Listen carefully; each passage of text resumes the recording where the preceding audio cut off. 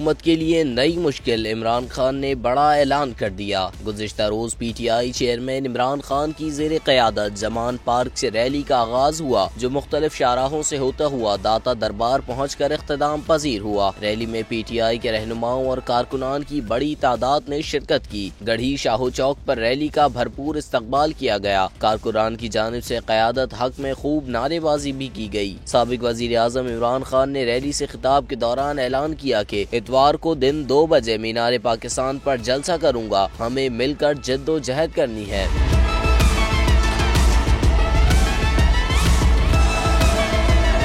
कहना था कि सबको पता है मेरी जान को खतरा है, मुल्क के ऊपर चोरों का टोला मुसल्लत है, इन चोरों के एहतिसाब और हकीकी आज़ादी के लिए कौम को निकलना होगा। खिताब में इमरान खान का कहना था कि तोशाखाना केस में दूध का दूध पानी का पानी हो गया। तोशाखाना घड़ी के मामले पर मुझ पर बेहद तनकीद की गई और केस बनाया गया। हर तरह से मेरी किरदार कशी की गई, लेकिन नून लीग की फंडिंग सामने आई तो सब पता लग जाएगा। इमरान खान ने कामयाब तारीखी रैली पर मरकजी और सूबाई कायदीन को मुबारकबाद दी और मुख्तसर खिताब के बाद वापसी जमान पार्क रवाना हो गए।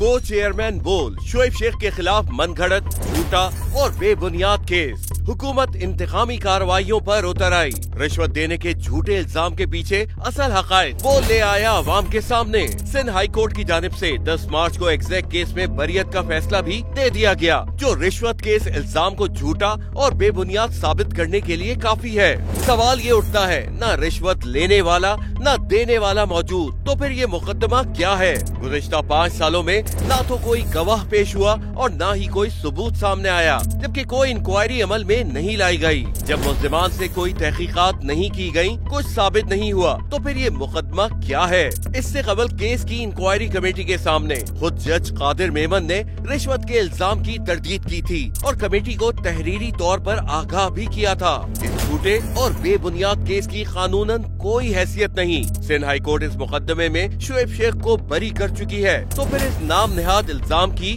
कानूनी हैसियत क्या है? बोल इंसाफ का मुंतजिर है।